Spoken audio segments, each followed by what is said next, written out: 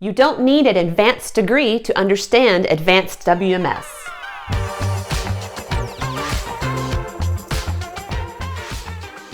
What's up, everybody? Mel here again with Sunrise Compass. Advanced WMS. You might hear that a lot in conversation on projects, but what is it really? So to help answer that, I got Carly Goff to come in here and give us the lowdown. Hey Carly, thanks for joining me today. Thanks, Mel. I'm so excited to be here. Okay, so let's talk advanced WMS. From what I understand, it's really just a set of picks and puts, right? You're right, Mel. Advanced warehousing really is just a set of picks and puts. There's a lot that goes into advanced warehousing, like replenishment and a lot of configurations.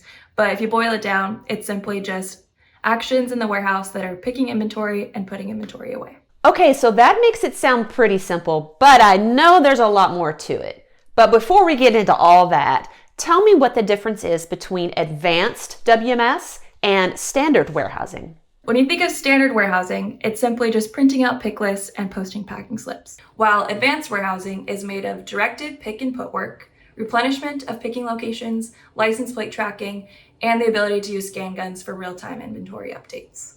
So knowing that explanation, tell me why a company would want to use advanced WMS on one of their warehouse projects.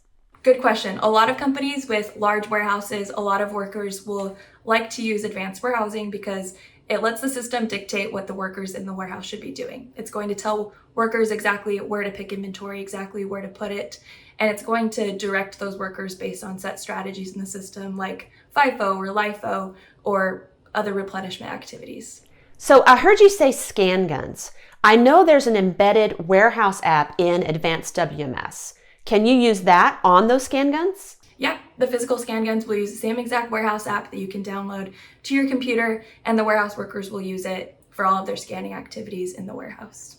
So when do you know as a consultant when to suggest advanced as opposed to standard? It's good to listen to the requirements and needs of the customer. It depends on how big their warehouse is, how many workers they have, how simple or complex they want their picking and activities in the warehouse to be.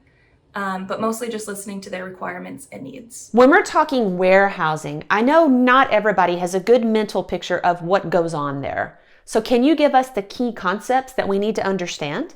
So advanced warehousing is made up of inbound activities like purchase order receiving, then additional activities within the warehouse like moving of inventory, and then outbound shipping on loads.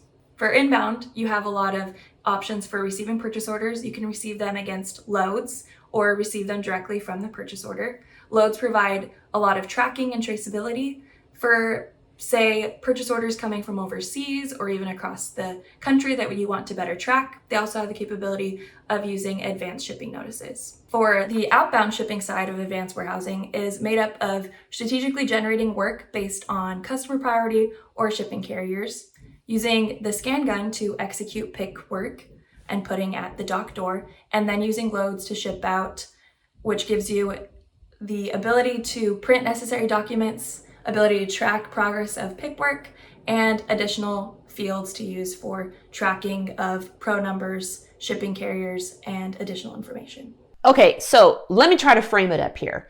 Advanced warehousing is all about control. It's letting you do things in a more methodical way, as opposed to standard warehousing being a little bit more manual and requiring the user to find the best way to do things. Does that sound right? Yes, that is perfect, Mel. The best way to learn advanced warehousing is by setting it up from scratch on your own. Don't rely too heavily on previously set up or previous configurations. Try to set it up on your own. That's the best way to learn it front and back and know how things get triggered in the system. That's great that you mentioned that because it's another good reminder that ERP projects are people projects. We're listening to those requirements, but actually thinking of future functionality down the road. Now we've got even more information to share with you all, so we're going to follow this up with another episode to dive deeper into advanced WMS. So join us on that next episode of Sunrise Compass. See you later.